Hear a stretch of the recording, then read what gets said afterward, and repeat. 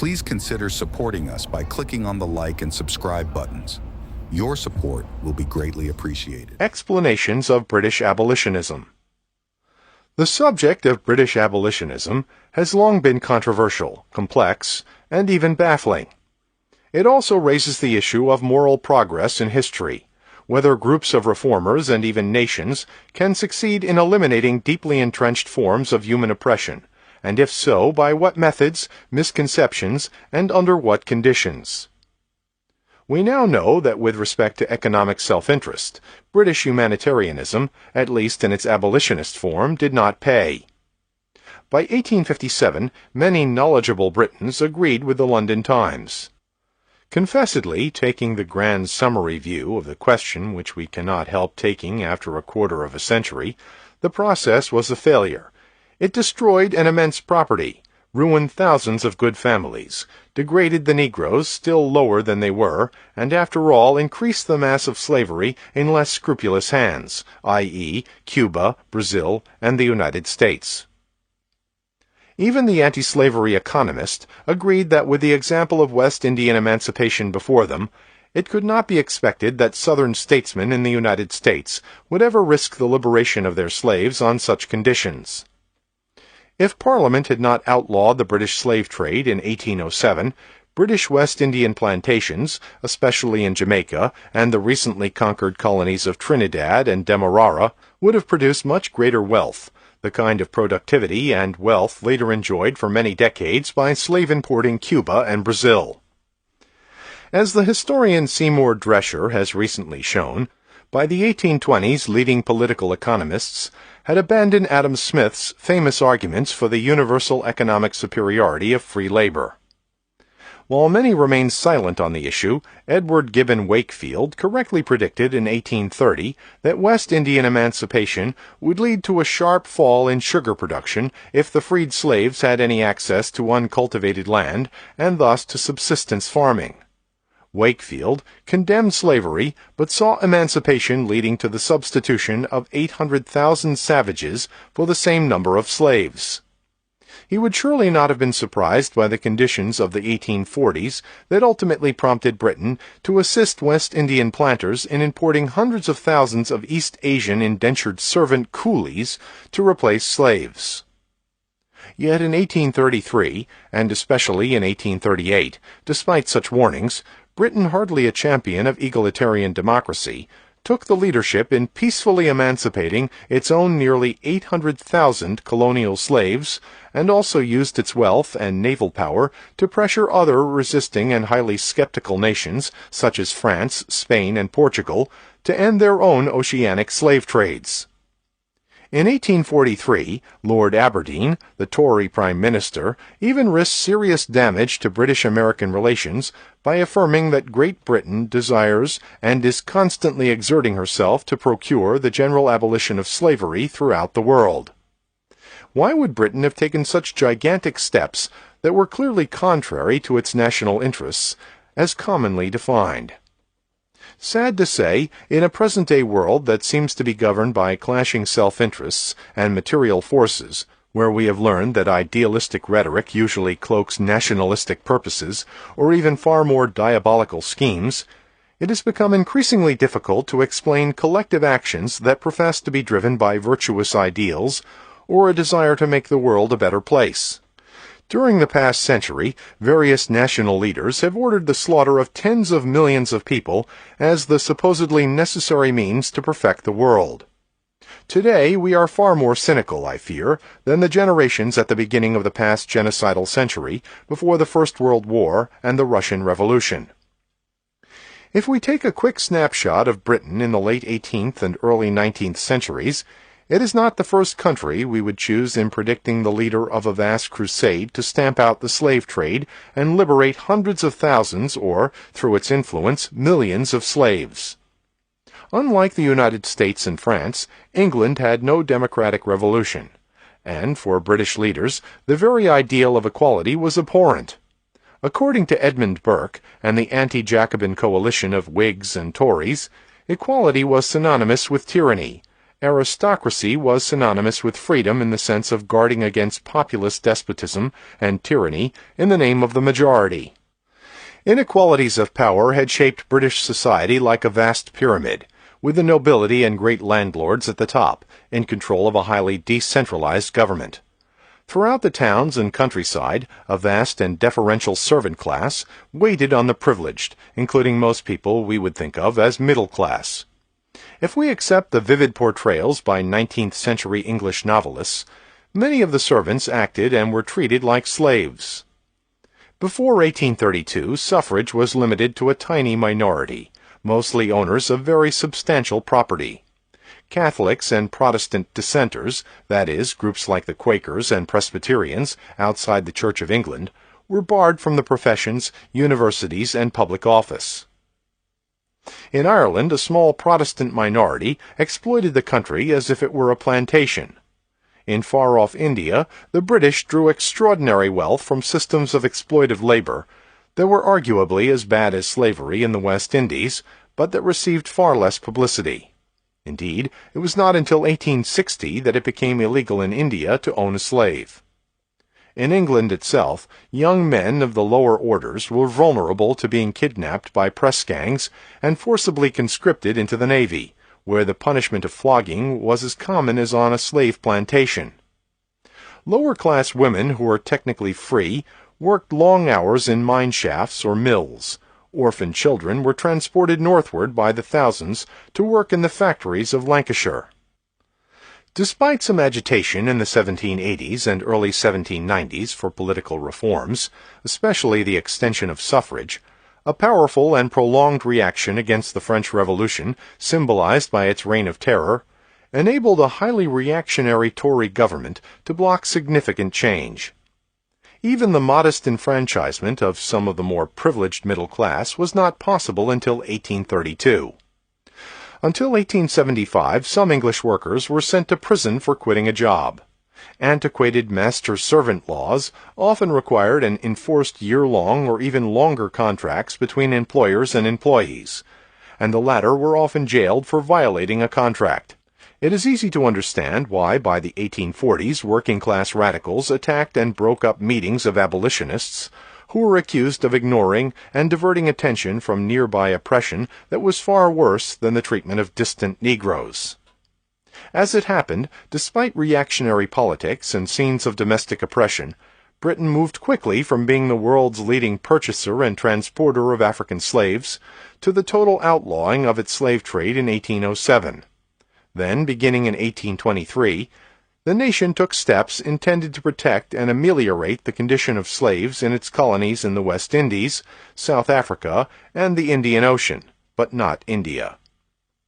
And an Act of Parliament in 1833 peacefully emancipated nearly 800,000 slaves, who, as we shall see, were not truly freed until 1838. Providing the then staggering sum of £20 million sterling as compensation to the slaves' owners or the owners' creditors. In 1869, the great historian W.E.H. Lecky famously concluded his History of European Morals with the statement, "The unwearied, unostentatious, and inglorious crusade of England against slavery may probably be regarded as among the 3 or 4 perfectly virtuous acts recorded in the history of nations." Note that Lecky, no bleeding-heart sentimentalist, cautiously included a probably. Far more significant, he was writing soon after the American Civil War had transformed much British opinion by freeing the largest number of slaves in the Western Hemisphere. Still, Lecky's phrase, perfectly virtuous acts, implies no hidden or ulterior motives, even if England did very little to widen the opportunities for emancipated slaves and their descendants. When dealing with an enigmatic subject of this kind, a subject about which we still have a great deal to learn, much can initially be learned by telling the story of successive efforts of some key historians to diagnose Britain's central interests and motives. What lay behind the abolitionist success in converting the public and then the government of the most powerful and economically advanced nation in the world? Before we turn to competing explanations, it will be helpful to give a fuller summary of the chronology of major events. In 1772, as England's conflict with its North American colonies advanced, Granville Sharp, England's pioneering abolitionist, won in court the much-publicized Somerset case, which was popularly interpreted, in America as well as Britain, as outlawing slavery in England.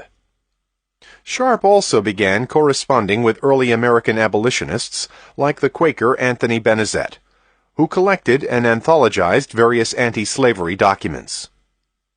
In 1783, with the end of the American War of Independence, British Quakers formed two committees to work against the slave trade, to present a petition to Parliament, and to begin distributing tracts among men of influence. The loss of the dynamic slave society of the American South made the abolitionist prospects far better than if America had remained within the British Empire. Sharp, aided by the free Africans Ottobah Cugoano and Olaudah Equiano, helped to publicize the facts of the 1781 Zong case, in which the owner of the slave ship Zong attempted to collect insurance for 133 black slaves who had been thrown overboard in accordance with the captain's orders after a viral epidemic had killed 60 Africans and 17 crew members. A growing moral concern over the Atlantic slave system and its creator and sustainer, the slave trade from Africa, led in 1787 to the formation of England's Society for Effecting the Abolition of the Slave Trade, SEAST. 11% of whose subscribers were women. This pioneer organization was really an extension of the Quaker committees, now enlarged to include a few Anglicans like Sharp and Thomas Clarkson, who had won a prize for an essay he had written as a student at Cambridge University in 1785, published the next year as an essay on the slavery and commerce of the human species. Clarkson, as a full-time agent for the SEAST, was the first paid and professional abolitionist, making the cause his long-lived career. He traveled to Liverpool, England's leading slave-trading port, and risked his life when he confronted hostile gangs on the docks, as he collected massive evidence on slave shipping that would later be presented to Parliament.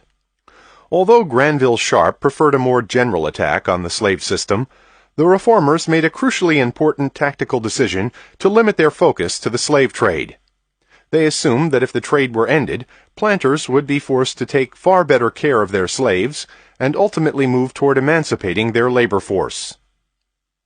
As provincial abolitionist groups began to organize, the year 1788 marked the first national petition campaign to end the slave trade. In the booming industrial town of Manchester in December 1787, 10,639 men, a significant proportion of Manchester's eligible males, signed a petition against the slave trade, and women constituted 10% of the subscribers or contributors to the national campaign. The next year, the total petition signatures may have come close to 100,000. Emphasizing the range and diversity as well as the size of the petition campaigns, which reached from Northumberland to Cornwall, J.R. Oldfield observes that the estimated 400,000 who signed petitions in 1792 would represent about 13% of the adult male population of England, Scotland, and Wales in 1791. In 1788, Prime Minister William Pitt overcame stiff resistance in the House of Lords to a bill introduced in the House of Commons by Sir William Dolben, who had been so horrified when he inspected a slave ship at dock that he succeeded in securing a law that restricted the number of slaves that could be carried on a slave ship per ton, and that included other measures intended to reduce slave mortality. In 1789, William Wilberforce, a wealthy philanthropist and MP from Hull, and a close friend of Pitt, later esteemed, as we have seen, by literate West Indian slaves, introduced resolutions in the House of Commons against the slave trade, igniting the first heated parliamentary debate on ending the trade. As Wilberforce continued to argue for the cause in 1790 and 1791, describing the inconceivable horrors of the traffic, a select committee of the House of Commons began examining witnesses and evidence. And Mr. Wilson told the committee that it hurt his feelings much to be obliged to use the catwhip so frequently to force the slaves to take their food. In the very act of chastisement, they have looked up at him with a smile, and in their own language have said, "Presently we shall be no more." According to Mr. Claxton, another witness, some of the slaves on the same ship had such an aversion to leaving their native places that they threw themselves overboard, on an idea that they should get back to their own country. The captain, in order to obviate this idea, thought of an expedient, viz., to cut off the heads of those who died, intimating to them that if determined to go, they must return without their heads.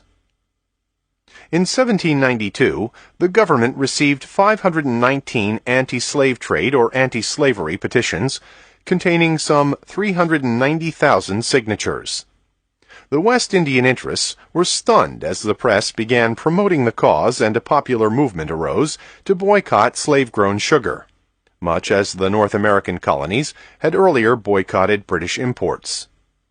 In 1792, Wilberforce actually succeeded in persuading the House of Commons to outlaw the slave trade in 4 years, in 1796. However, the bill failed in the more conservative House of Lords, which adopted the tactic of delay. Then, beginning in 1793, abolitionists suffered an almost fatal setback from the ideological effects of the French Revolution, its reign of terror, and the outbreak of war with France. As we have seen in Chapter 8, the British fought in the Caribbean to defend or restore black slavery, especially in revolutionary Guadeloupe, Martinique, and Saint-Domingue. Still, even in 1796, the Conservatives and West India interests defeated Wilberforce's bill for the abolition of the slave trade by only 4 votes in the House of Commons. And by 1804, there was a strong revival of anti-slave trade agitation. Napoleon's restoration of slavery and the slave trade suddenly made abolition compatible with patriotic hostility to the French. The House of Commons passed an abolition bill proposed by Wilberforce, but William Pitt's cabinet postponed debate in the House of Lords. Pitt, for all his practical pragmatism, remained a close friend of Wilberforce. Then the abolitionists, really led by James Stephen, shrewdly perceived that they could divide the West India interest by focusing first on the British slave trade to foreign colonies, which now constituted a large percentage of the total British commerce.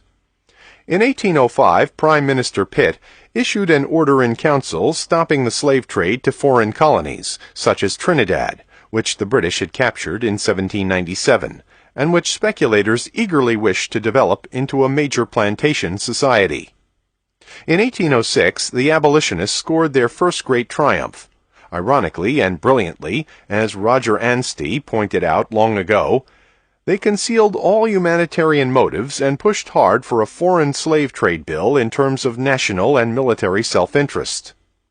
This ending of the major and temporarily most profitable branch of slave trading opened the way for the total abolition of the British slave trade in 1807. Significantly, the bill was now introduced in the House of Lords, where it passed 100 to 36, before moving on to a triumphal vote of 283 to 16 in the House of Commons. Thus, it became unlawful for any British ship to participate in the Atlantic slave trade after January 1, 1808, the same date on which the United States took similar action. By 1812, Britain had taken the next step of issuing an order in council that required Trinidad, now a crown colony without its own legislature, to set up a registry of slaves to help detect any illegal importations. Wilberforce, who as early as 1812 wrote privately about preventing any measures that might totally obstruct our future reforms regarding slavery, called in 1815 for a central registry of all British colonial slaves, which would not only reveal illegal importations, but also provide data on mortality rates and thus serve as an entering wedge for British reform legislation. And in 1814, as the Napoleonic Wars came to a seeming end, followed by Napoleon's 100 days and final defeat at the Battle of Waterloo in 1815, abolitionists claimed to have 750,000 names on 800 petitions demanding that England force France and other maritime nations to abolish their slave trades, in order to prevent them from simply purchasing and transporting the African slaves that England would otherwise have taken. The Conservative International Congress of Vienna in 1815 agreed to issue only an abstract and powerless condemnation of the trade, but Britain succeeded in bribing and negotiating treaties with France, Spain, Portugal, and other nations that were never rigorously enforced, but that reduced, to some extent, with the help of the British Navy, the number of African slaves transported to the New World. By 1822, some British abolitionists concluded that even ending the British slave trade had not had the predicted and desired effects on slavery in the British West Indies. It was therefore necessary to plan political action to secure the total, though gradual, emancipation of all British slaves. As the London abolitionists formed the Society for the Mitigation and Gradual Abolition of Slavery in 1823, Thomas Fowell Buxton emerged as its main parliamentary leader. In an attempt to head off and weaken the emancipationists' campaign, the administration of George Canning began to intervene in colonial affairs with ameliorative measures, especially for the newer Crown colonies that were deprived of legislatures and more directly governed by England. Yet by 1830 it became clear that planter resistance was thwarting the step-by-step amelioration policy. A growing number of anti-slavery leaders adopted the principles put forth in 1824 by Elizabeth Hayrick's powerful and radical booklet, Immediate, Not Gradual Abolition. The Central London Anti-Slavery Society reorganized and renamed itself in 1830, now calling for the immediate freedom of all slaves. Its agency committee disseminated a large amount of radical anti-slavery literature and sponsored lectures to stir up the public. Such activity alarmed conservatives, even anti-slavery conservatives, who thought they saw germs of democracy in such populist agitation. But in 1833, Parliament received more than 5,000 anti-slavery petitions, containing almost 1.5 million signatures, including a monstrous half-mile-long petition sewn and pasted together by a team including Buxton's daughter Priscilla, and signed by 350,000 women. In the early 1830s, as in the late 1780s, early 1790s, and mid-1810s, there were far more petitions for the abolitionist causes than for any other issue. Toward the end of 1831, as we have seen in Chapter 11, this immense public pressure was reinforced by a massive slave rebellion in Jamaica, which signaled the hazards and costs of maintaining the slave system, as well as the moral discipline of the slaves, who, unlike the savages they were sometimes said to be, refrained from killing many whites. In 1833, both Houses of Parliament passed a bill that emancipated nearly 800,000 colonial slaves on August 1, 1834. In recognition of long-accepted legal property rights, the slaves' owners or their creditors received as compensation the immense sum of £20 million sterling. Even many abolitionists, who accepted this compensation as a pragmatic necessity, strongly objected to the further provision that forced the freed slaves to undergo a period of uncompensated apprenticeship, which in effect gave their former owners considerably more compensation in the form of unpaid slave-like labor. Still, the abolitionists succeeded in reducing the period of apprenticeship from 12 to 6 and ultimately 4 years. Whatever compromises seemed necessary, Britons and many Americans hailed the Emancipation Act as one of the greatest humanitarian achievements in history. Significantly, American abolitionists would succeed in making August 1st the anniversary of British slave emancipation, a day of great public celebration, especially in the 1840s and 1850s, when increasing numbers of prominent Britons came to view the mighty experiment as a dismal failure. That bleak view tended to evaporate after Holland, 1863, the United States, 1865, Spain, 1886, and Brazil, 1888, emancipated all their colonial slaves, which helped make Britain appear as the pioneer and model for global liberation. And of course, the model of economic failure or success took little account of the psychological, social, and cultural liberation of the freed people, who now took charge of their own lives, established families, and enlarged Afro-American cultures in various forms. For at least 80 years after the American Civil War, the triumphant achievements of the British abolitionists were interpreted in Britain and then in much of the English-speaking world as irrefutable evidence to support the view, as phrased by the philosopher John Stuart Mill, that the spread of moral convictions could sometimes take precedence over material interests. This conclusion, which I now think is basically correct when carefully qualified, meshed beautifully with so-called Whig history. That is, the view that all human history is the story of successive and inevitable triumphs of liberty, democracy, and progress over reaction, a belief I cannot unfortunately endorse. For numerous writers, the history of British anti-slavery served as a paradigm of how enlightened liberals and reformers struggled in one stage after another to overcome the forces of greed, tyranny, and the most unambiguous symbol of man's inhumanity to man. But as the 20th century moved forward in ways that undermined many people's faith in irreversible moral progress, it became increasingly difficult to look back worshipfully at Wilberforce, Clarkson, Buxton, and the other so-called saints, some of whom are buried in Westminster Abbey, and hail them as pure altruists who single-handedly, or with the aid of God, proved that the highest moral principles could progressively overcome the most deeply entrenched material interests. Yet if we have understandably become skeptics, we should recognize, even in purely pragmatic terms, some of the virtues of Whig history. Consider the psychological consequences of the abolitionist's deep faith that all human beings are created in the image of God, and that we therefore have a compelling duty to overcome institutions that dehumanize groups of people by treating them as exploitable animals. There were also strong links between abolitionism and the movement to prevent cruelty to animals. Such optimistic views can continue to encourage new efforts to achieve social justice, whereas cynicism and relativism can easily lead to apathy, resignation, and the sanction of egoism and individual self-interest as the only ends of life. As it happened, even in the British abolitionists' own time, their supposedly underlying motives were attacked by the West Indian sugar and slave trading interests, by white Americans in the slaveholding South, and by the spokesmen for the French, Spanish, Portuguese, and other slave-trading nations. According to such opponents, the British slave colonies had been losing out to their competitors. Thus, anti-slavery, as exemplified by the British and Foreign Anti-Slavery Society's World Convention in 1840, was a way of destroying all of the slave societies in the world in order to give an opening to the produce of cheap labor in British India.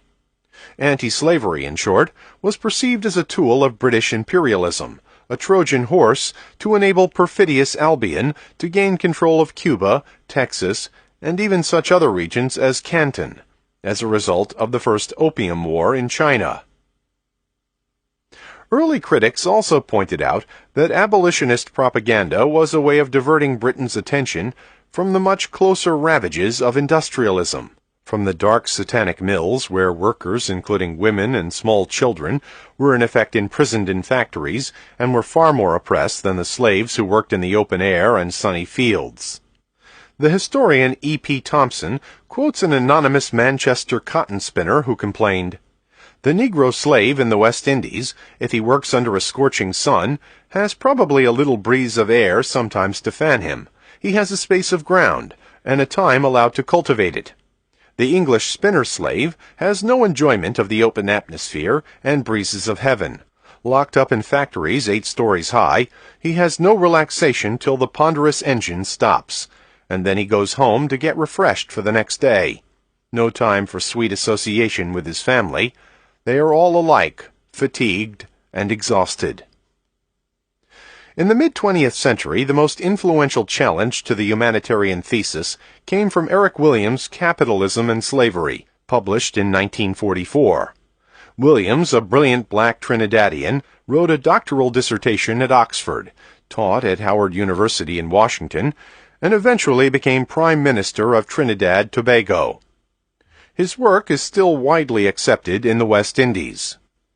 During the 1984 sesquicentennial of British slave emancipation, his followers scorned any suggestion that Britain's slaves had been freed for humanitarian rather than for economic motives, despite the appearance of a growing body of scholarship that discredited Williams's economic arguments.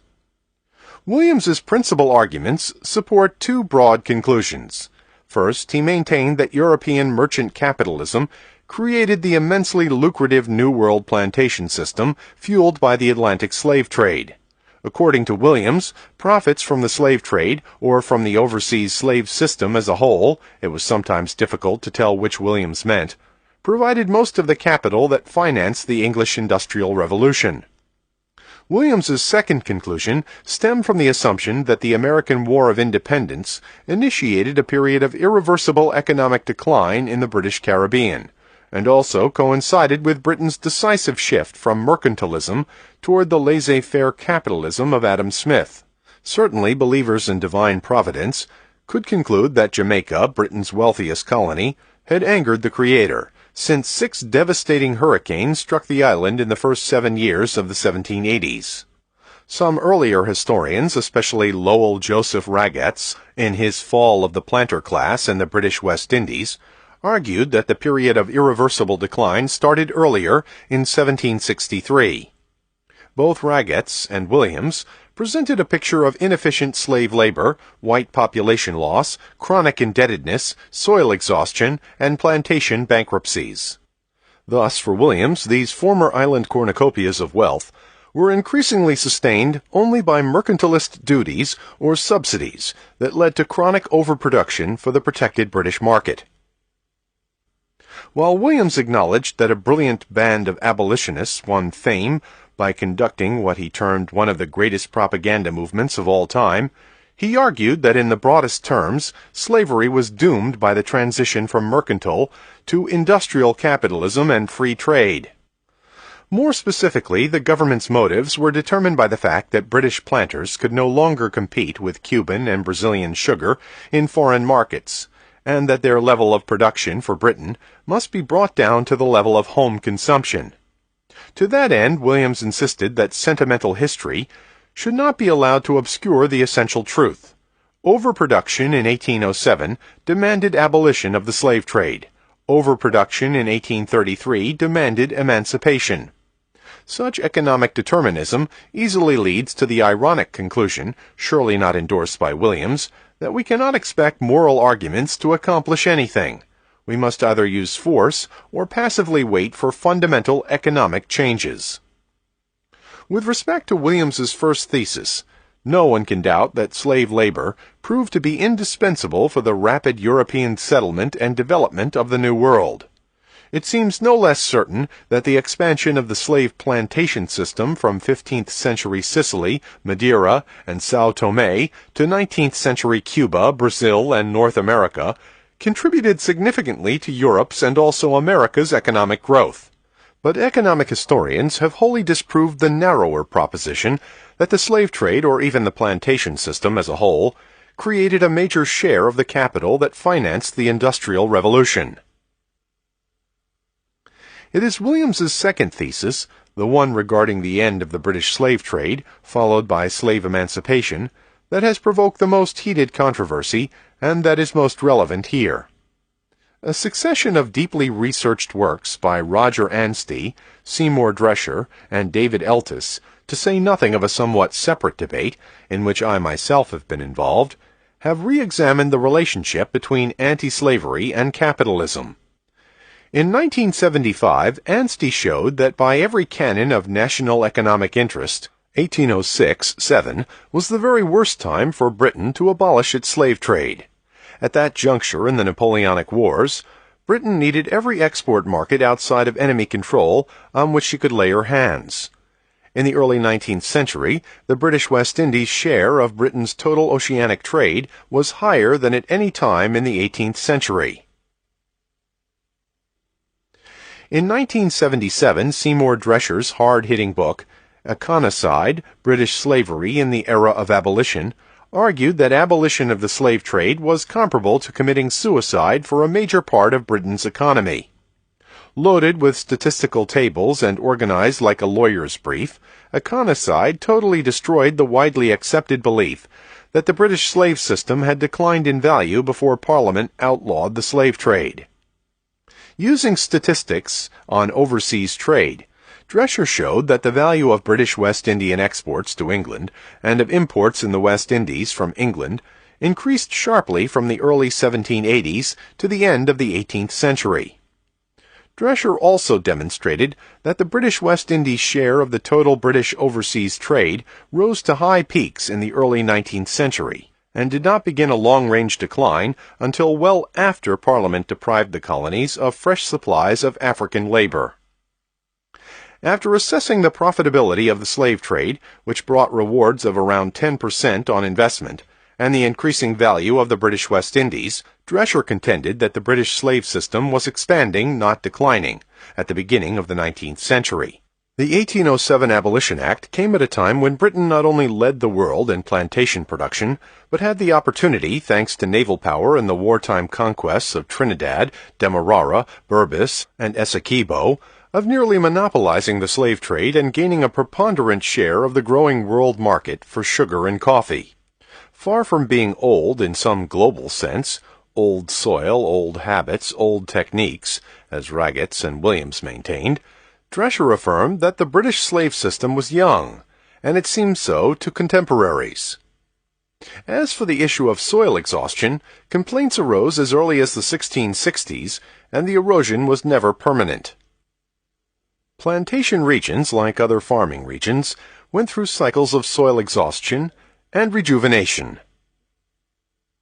Since it is easy to confuse symptoms of an imbalanced economy with economic decline, Drescher might have avoided some criticism if he had more clearly distinguished profitability and economic growth from the structural defects and social impoverishment of the British slave colonies.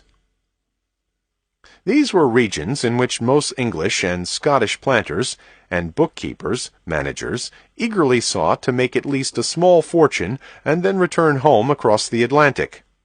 As we have seen in Chapter 5, they gave little thought to schools, churches, urban centers, religious and social services, economic diversity, or even the production of food and other products that would have made them less dependent on imports.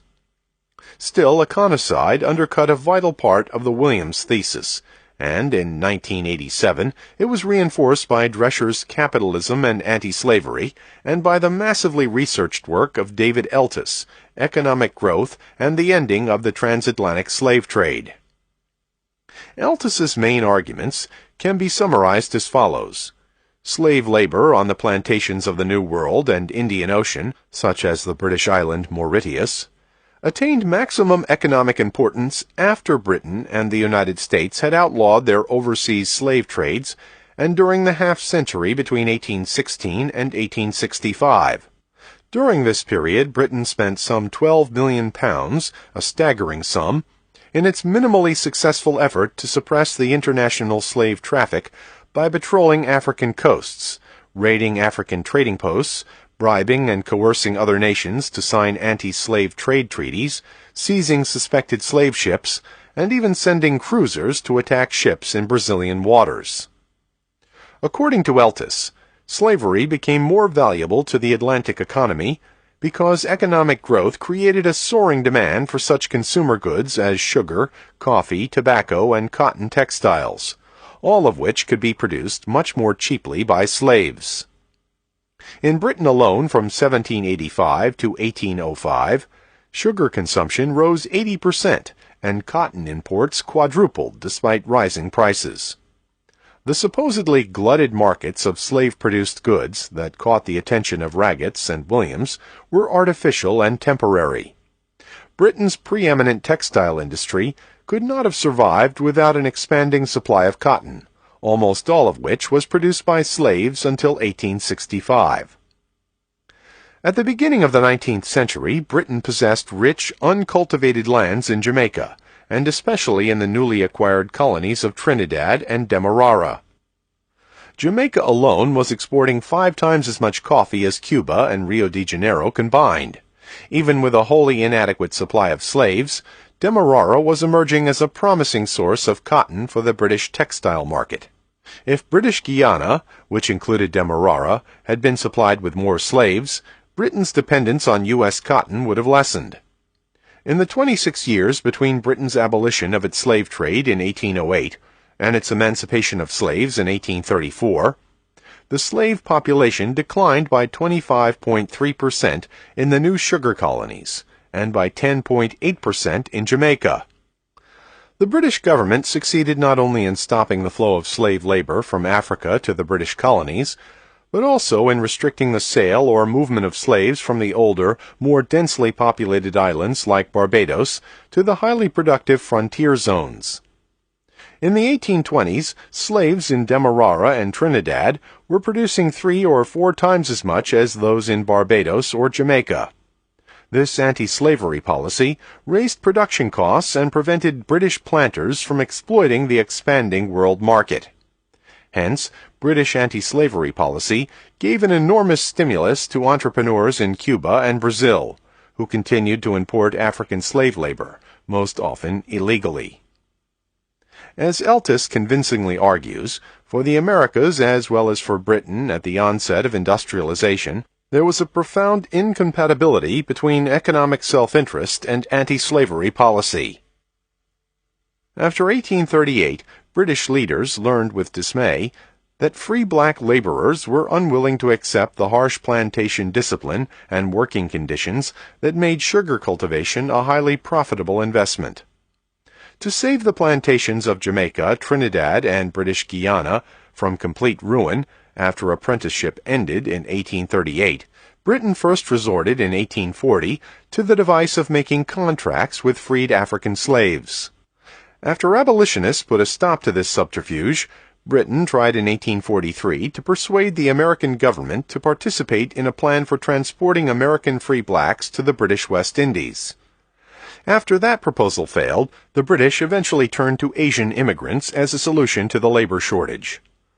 The hundreds of thousands of East Indian coolies who arrived in Trinidad and British Guiana did eventually increase output, but they could not restore the British colonies to their earlier prosperity and competitive advantage.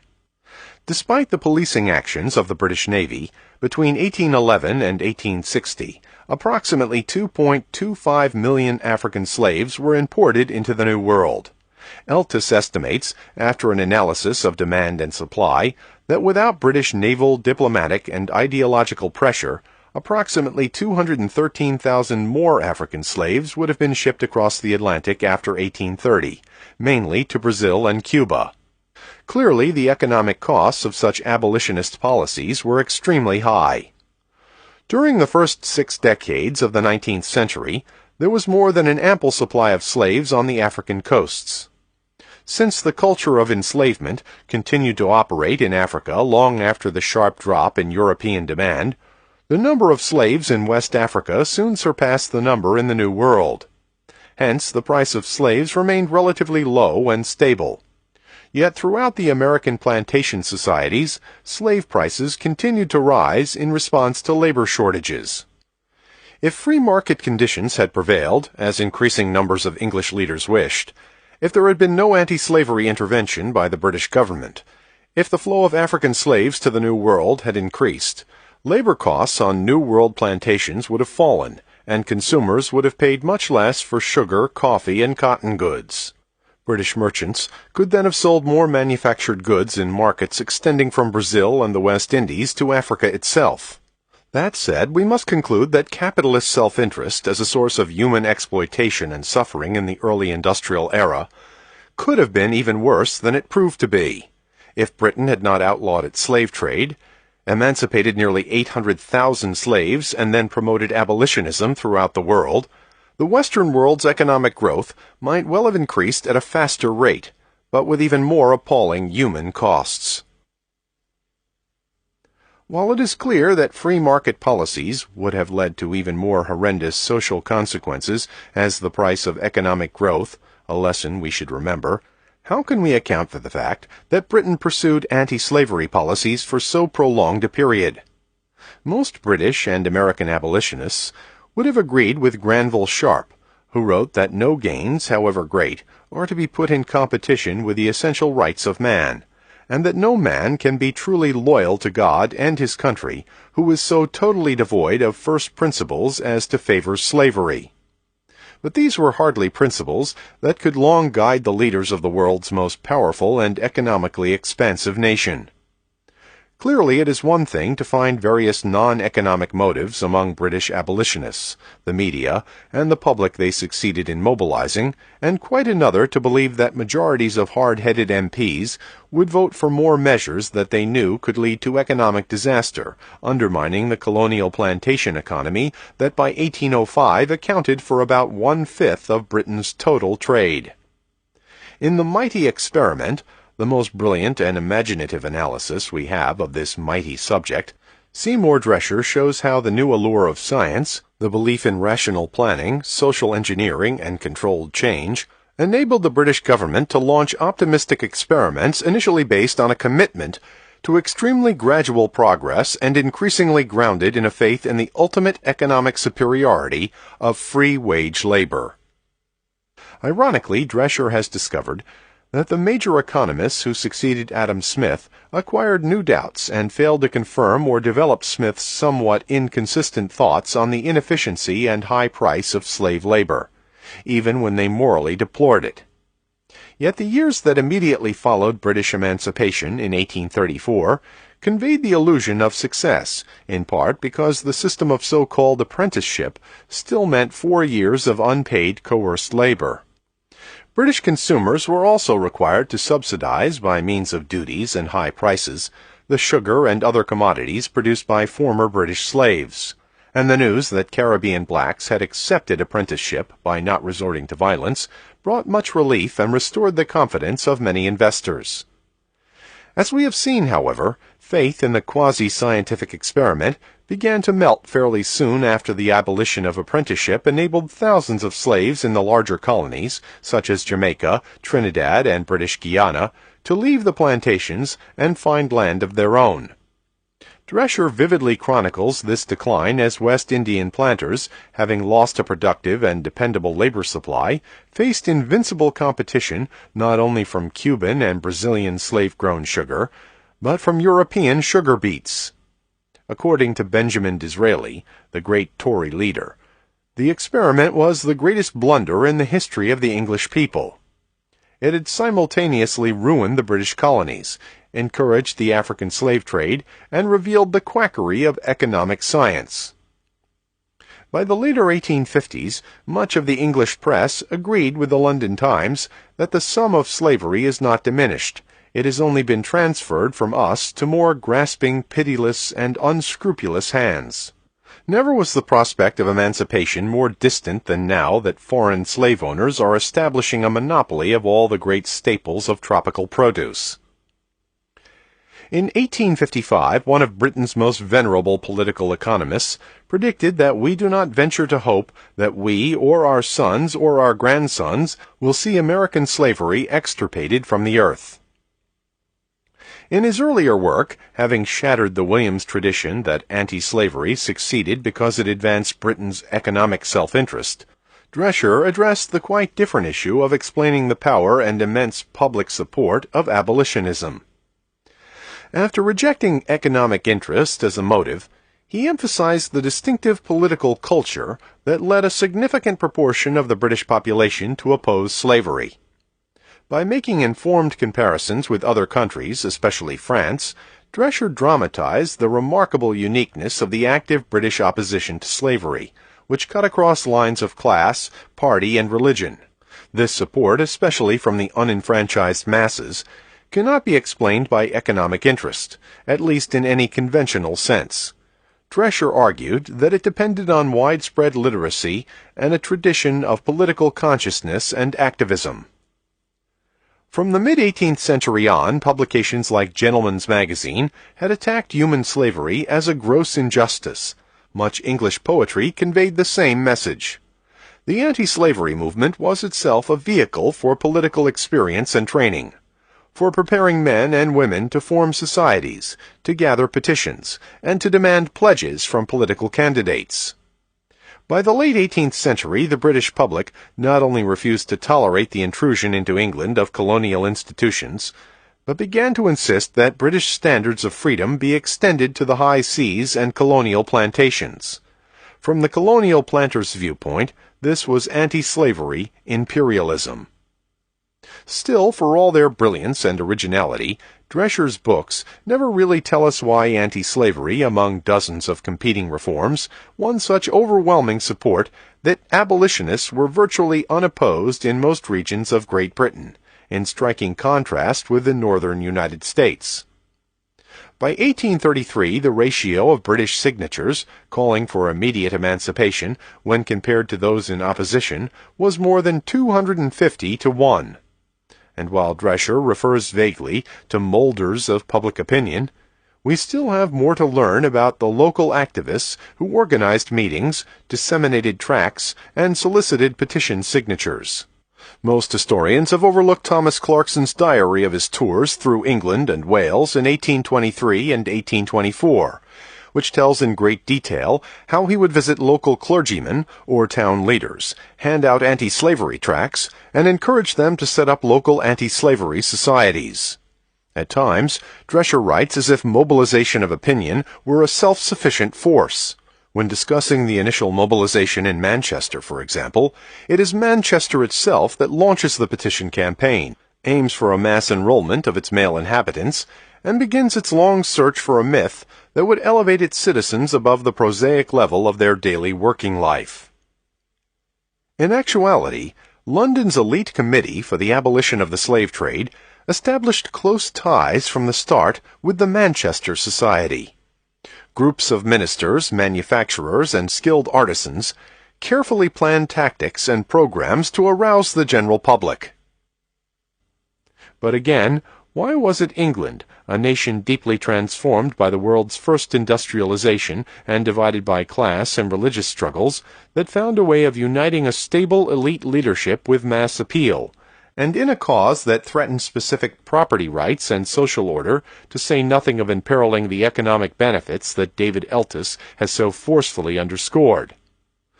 Whereas Drescher tends to idealize British traditions of liberty, Eltis says more about the continuing attempts in the 17th and much of the 18th century to ensure the industriousness of British workers by low wages and draconian vagrancy laws. Such seemingly liberal notables as Bishop Berkeley, Francis Hutcheson, and Andrew Fletcher even advocated lifetime enslavement as the best means to discipline the beggars and idle rogues who roamed the 18th century countryside. Like Edmund Morgan, Eltis connects this early acceptance of coerced labor with a pre-industrial preoccupation with competitive exports and low labor costs. As Robert J. Steinfeld has graphically shown, even through much of the 19th century, British employers made frequent use of coercive, non-pecuniary master-servant laws to discipline and exploit supposedly free workers. By the late 18th century, however, an awareness of growing home or domestic markets was beginning to alert capitalists to the importance of want creation among consumers, as well as to such incentives as higher wages, as a way to increase both worker productivity and the number of consumers. Ironically, as Sidney W. Mintz points out, in his insightful Sweetness and Power, The Place of Sugar in Modern History, it was slave-grown sugar that initially increased Britain's consumer-oriented market. For owners of capital, Eltis observes, a population responsive to market forces was a basic prerequisite to such a system, a free market with an optimum level of consumption. And if that population had no other means of supporting consumption than through wages, so much the better. And as we have seen, it was precisely the products grown by slaves, such as sugar, coffee, tobacco, and cotton, that had stimulated so many new wants at every level of British society. Slave-grown commodities were the precursors to the endless number of products, many of them still produced by poverty-stricken, low-paid workers in the so-called developing world, that are now purchased in the shopping malls of modern high-income societies, in the expectation that they will satisfy what Eltis calls non-subsistence or psychological needs. The contradiction between the coerced labor used to produce plantation products and the consumer demand that eventually elevated British respect for wage labor sheds a wholly new light on Drescher's dichotomy between the metropolis in the British Isles and the colonial frontier in the Caribbean, Brazil, and the American South. It also brings us back to Eric Williams. In a statement that he unfortunately fails to develop, Eltis observes that the important aspects of the relationship between capitalism and abolition that Eric Williams was searching for were, first, that British employers had less need for coercion by the second half of the 18th century, and that second, both draconian vagrancy laws at home and the predial plantation slavery in the colonies were examples of coercion. In the light of a system that relied on voluntary labor to satisfy individual wants going beyond subsistence needs, forced labor appeared not only inappropriate but counterproductive, since it limited the global consumer markets. This reformulation of Williams's linkage of capitalism and anti-slavery asserts the importance of ideology, specifically an ideology of free labor that would be understood in conflicting ways by workers and employers, but that would nevertheless unite many of them in condemning chattel slavery in distant colonies. In other words, by the late 18th century, there was a pressing need felt by both skilled workers and employers to dignify and even ennoble wage labor, which for ages had been regarded with contempt. And what could better dignify and ennoble free labor, and even provide a sense of equality between the man who pays wages and the man who receives them, than a common crusade against chattel slavery? The very idea or image of chattel slavery, as embodied in countless pictures of slave ships and of brutal masters, a whip in hand, lording it over semi-naked field hands, drew a boundary line that marked off what was now unacceptable, indeed intolerable. In the colonies and the American South, all labor, it was commonly said, was degraded by slavery. Since Seymour Drescher's mighty experiment centers in part on free labor ideology, it is important to recognize the difference between his use of the term and mine. He continually refers to the belief in the economic superiority of free labor. While I accept that meaning, I am more impressed by a deeper transformation in British and then American culture in the North, the desire to dignify and honor labor, a need and desire that made the British public in the early industrial era far more receptive to anti-slavery appeals. And like other ideologies, the commitment to free wage labor could be felt on a gut level, apart from any explicit rational thinking. This kind of free labor ideology conveyed a sense of self-worth created by dutiful work, a process that can cynically be seen as a way of disguising exploitation, or can be viewed as a way of genuinely recognizing elements of equality in people of subordinate status. I doubt that Williams's orthodox leftist followers would be satisfied by even a well-developed theory relating British anti-slavery to free labor ideology, including the economic meaning conveyed by Drescher. Yet such a theory, based on more empirical evidence, would confirm some of Williams's most important insights. First, the slave system of the Americas contributed, both by the effects of its products on consumerism and by the imagery of semi-naked laborers being driven by the whip, to structural transformations in British life that made abolitionism acceptable to almost everyone not employed by the West India lobby.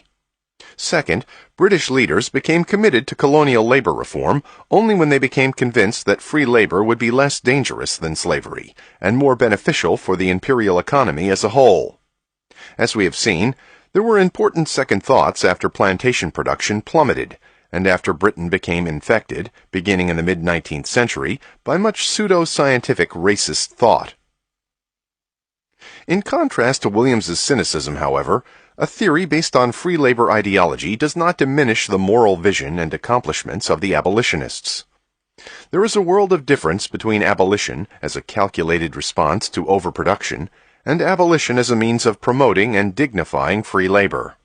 The laws of 1807, 1833, and 1838 show that, given a fortunate convergence of economic, political, and ideological circumstances, the world's first industrial nation could transcend narrow self-interest and achieve genuine reform, a reform that greatly improved and uplifted the lives of millions of blacks, counting later generations, that curbed some of the worst effects of early global capitalism, and that can well stand, as Lecky said, as among the 3 or 4 perfectly virtuous acts recorded in the history of nations.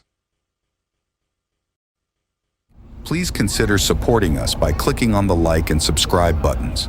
Your support will be greatly appreciated.